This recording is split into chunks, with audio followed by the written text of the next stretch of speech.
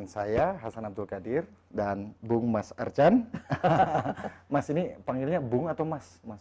Mas aja deh. Mas aja ya. Iya. Oke. Saya ada Jawanya juga. Iya, Mas Arcan bisa nggak dijawab pertanyaan saya tadi tuh, Mas? Ya, memang kita masih mengandalkan perangkat yang sudah ada. Pertama kita kan bergerak by riset. Artinya kita tahu dong ada local hero di sebuah wilayah. Ada local brand yang harus kita kembangkan. Dan itu kalau tidak ada rekomendasi dari pengurus wilayah, kita nggak tahu.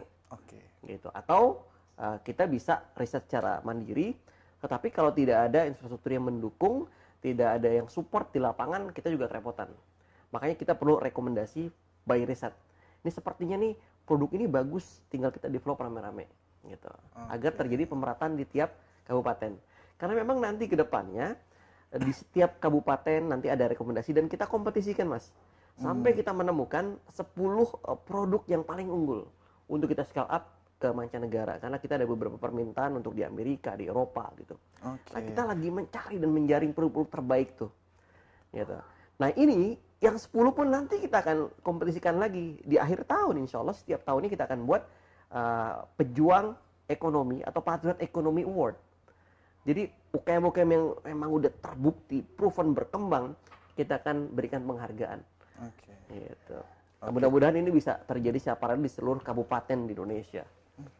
Oke, untuk sahabat-sahabat pemuda Pancasila di seluruh Indonesia, tunggu program scale up dari bidang ekonomi pemuda Pancasila untuk menumbuhkan UMKM. Ini produknya akan dipasarkan ke mancanegara ke depannya, Insya ya, Mas. Allah. Nah, ini agak personal sih, Mas. Oke, waduh. Pertanyaan Saya deg-degan nih. Nggak, maksudnya kan saya tahu Mas Arcan ini sebagai motivator, sebagai entrepreneur juga, dan juga Mas Arcan ini belakangan ini aktif dan menyumbangkan banyak pemikiran ke pemuda Pancasila. Amin. Boleh nggak, Mas, dibagi kisah sukses Mas Arcan? Gimana sih Mas Arcan menjalani kehidupan di dalam bidang entrepreneurship? Pasti kan banyak kisah keluh kesahnya juga. Yang menarik, kalau kisah sukses dikit, tapi kisah gagal banyak gitu ya. Kisah gagalnya nih banyak nih, bisa sampai besok nih. Dan memang ini bidang-bidang yang menarik gitu. Artinya kalau untuk jadi dokter kan kita harus cerdas, pinter gitu ya, Mas ya. Jadi pilot juga mata harus sehat, ada ukuran yang ideal. Nah, kalau jadi pengusaha syaratnya satu, tangguh, gigih gitu. Tanpa ini ya IQ setinggi apapun itu juga tidak akan ada fungsinya. Karena masalah itu adalah sarapan paginya para pengusaha. Jadi jangan berharap kita bisnis terus nggak ada masalah. Itu cuma ada di buku-buku sama di panggung-panggung motivator gitu. Kalau Anda sudah kejedot, Anda dikejar-kejar orang, difitnah, jatuh lagi, bangkit lagi, jatuh lagi, bangkit lagi, kan ini yang diperlukan kegigihan. Gitu. Kalau cerita gagal, ya belum lama pandemi ini aja kita ada sekitar 14 project equity crowdfunding. Jadi saya awalnya main di equity crowdfunding, kita kumpulkan UMKM yang butuh permodalan, kemudian kita urunan tuh. Saya cariin investor untuk kembangkan beberapa cabang. Kita buka ada 4 brand restoran, ada yang seafood, ayam geprek, kemudian yang ada di mall-mall, sama satu lagi kita juga buka kandang domba, kemudian kita buka pabrik beras, kita buka barbershop dan lain-lain. Tapi ketika pandemi itu datang, sapu bersih semuanya.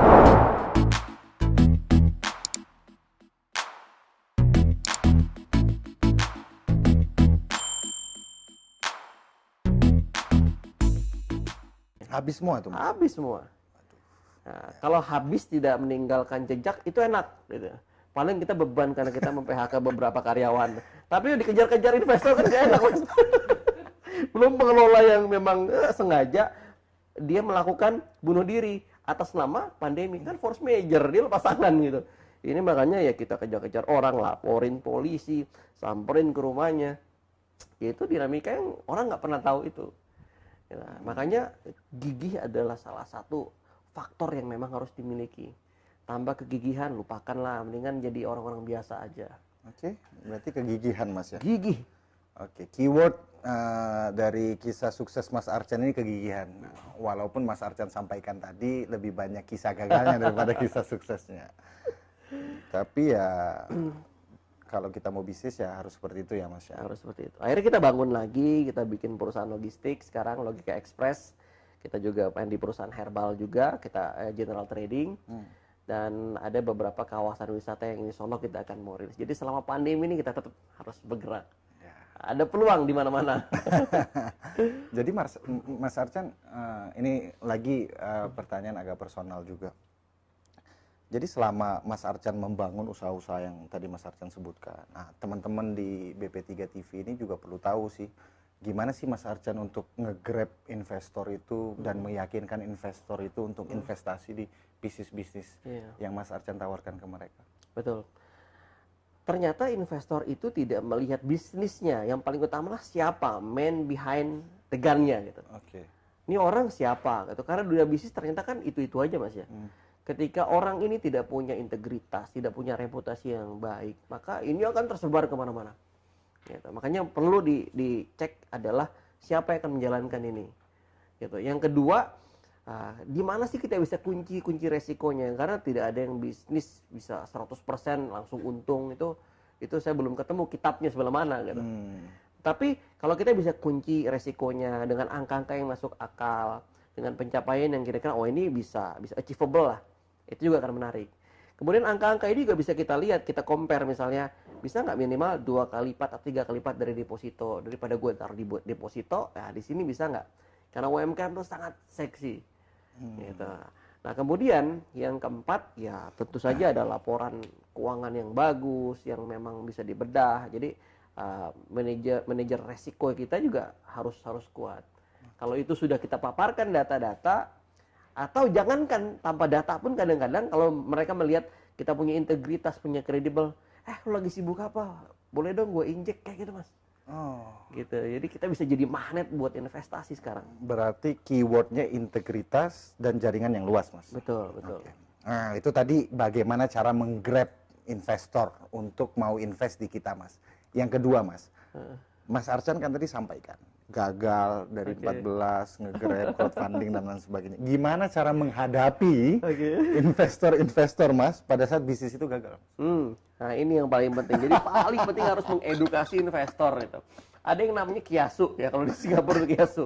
Mau enak nggak mau susah, mau untung nggak mau rugi. Dan ini paling banyak di Indonesia. Jadi mereka punya duit segitu-gitunya dan coba-coba gitu. Investasi coba-coba gitu, kayak mau bikin anak, buat anak mau coba-coba gitu ya.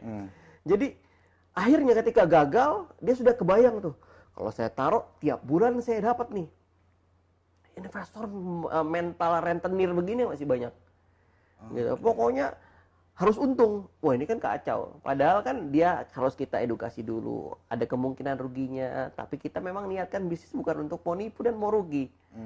Gitu. Kita kalau udah satu frekuensi, dia sudah bukan cuma sekedar lempar uang, dia sudah sevisi sama kita, baru kita terima. Makanya kita akhirnya sekarang nolak-nolak, ada pendana nih, ada funding nih, ada investor nih.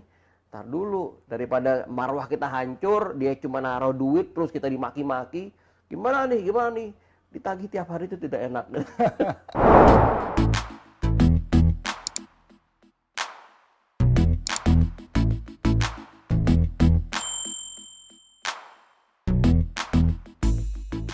Ditagih tiap hari itu tidak enak. Oke, berarti kita udah harus sampaikan ya Mas ya? Iya, resikonya harus disampaikan. Resikonya cara pahit di depan. Gitu. Oke. Mas, jadi gini Mas, ini kalau sahabat BP3 TV ini mau berkeluh kesah ke Mas Arcan, itu bisa ya Mas? Jangan, mendingan ngajak saya makan-makan terakhir gitu. Sambil makan dulu terserah deh gitu. Nggak, maksud saya Mas, kita bisa bagiin emailnya Mas Arcan kepada sahabat BP3 TV, siapa tahu dalam perjalanan bisnis terkena benturan seperti apa yang disampaikan Mas Arcan, ya bisa aja langsung di email. Boleh kan Mas? Silakan. Oke, kita bagi emailnya Mas Arcan ya. Facebooknya, Instagramnya, Facebook, Instagramnya juga. Mas Arcan, yang terakhir nih Mas, karena waktu kita terbatas ya Mas. Apa sih Mas? Udah mau selesai? Iya. Baru mau semangat loh ini. Apa sih Mas Arcan, cita-citanya Mas Arcan atau pencapaian-pencapaian dalam hidupnya Mas Arcan yang belum Mas Arcan capai? Itu untuk yang pribadi, terus yang untuk masyarakat luas, untuk masyarakat Indonesia itu apa sih, Mas? Ini pertanyaan yang setiap tahun saya revisi gitu. Karena ada aja mimpi baru lagi yang membuat kita tertantang. Gitu. Kalau Elon Musk bilang, saya akan lakukan hal yang paling sulit yang orang bilang tidak mungkin. Gitu. Tapi saya tidak seidealis sama beliau. Saya hanya ingin kita bikin yang namanya gerakan sadar kaya. Kita hanya ingin Indonesia warganya kenal dengan jati diri bangsa. Nah, jati diri bangsa ini pun kadang-kadang kita salah mendefinisikan. Misalnya satu, kita tengok sejarah. Nusantara ini hanya punya peran sebagai penyangga peradaban dari dulu. Bayangkan, satu perusahaan yang belum pernah terkalahkan omset dan asetnya sampai saat ini, VOC namanya, itu cuma gara-gara rempah-rempah kita. Kota Amerika, kota-kota di Amerika bisa terang benderang, itu gara-gara emasnya kita. Ya. Kemudian itu kalau tidak ada Nusantara, Firaun itu tidak ada yang bisa dimumikan sampai sekarang. Jadi setiap ada peradaban-peradaban besar di muka bumi ini, Nusantara hanya punya takdir sebagai penyangganya. Nah, akan sangat bagus sekali kalau kita kenal potensi kita yang sangat kaya raya ini, ya. Makanya kita cetuskan gerakan sadar kaya agar mental kita kaya, ya. Bukan lagi mental sebagai individu, tapi mental secara komunal. Kita punya mentalitas kaya. Bahkan kita bisa memberi makan, menghidupi seluruh dunia yang ada di muka bumi ini. Wah, ideal banget gitu ya. Nah, itu mimpinya dengan gerakan sadar kaya, karena mentalitas miskin kita makin parah ya, parah mentalitas miskin kita di dunia itu. Kita masih sering dikenal dengan buzzer yang mengerikan, netizen kita paling cepat untuk mencela, menghina. Nah, ini sebetulnya tantangan berat untuk mendidik bagaimana mentalitas kita punya mentalitas yang kaya. Oke, kalau secara individu memang ada angka yang ingin saya capai. Sebelum usia saya 40, saya harus punya aset sekian gitu. Itu secara finansial. Karena sukses buat saya adalah keseimbangan dalam 8 bidang kehidupan. Jadi secara spiritual, secara sosial, secara mental, ya, pengembangan diri kita, kemudian secara finansial, keluarga kita, ya, kemudian juga hobi kita, ya, tadi karir juga ditunjang. Kalau 8-8-nya ini sudah tercapai secara bersamaan, secara paralel, itu kayaknya kebahagiaan tersendiri untuk meninggalkan muka bumi ini dengan punya peran yang terbaik. Oke, sahabat TV, untuk kiat sukses masyarakat luas, Mas Arcan menginginkan keseimbangan ekonomi. Harapan dari Mas Arcan, Nusantara ini atau Indonesia ini bukan hanya menjadi penyangga, tetapi menjadi pemain dan pemeran utama di percaturan ekonomi di dunia. Untuk individu, 8 yang tadi itu, Mas, ya? 8 ini harus seimbang, bertumbuh harus seimbang, ya. Kita doakan mudah-mudahan cita-cita Mas Arcan untuk masyarakat luas tercapai. Amin. Dan individu juga tercapai. Mas Arcan, terima kasih banyak. Sama-sama, Mas. Untuk hari ini, luar ya biasa. kan? Pada sahabat BP3 TV, saya ingin menyampaikan wawancara yang bisa saya simpulkan pada hari ini. Anda menginginkan kesuksesan, tetapi Anda tidak berjalan di atasnya. Sesungguhnya kapal itu tidak berjalan di atas darat. Saya, tuan rumah BP3 TV, Hasan Abdul Qadir, mengucapkan terima kasih banyak kepada Mas Arcan atas waktu dan kesempatan yang telah diberikan. Saya akhiri, sebelumnya salam BP3 TV, cari cuan cepat. Ya.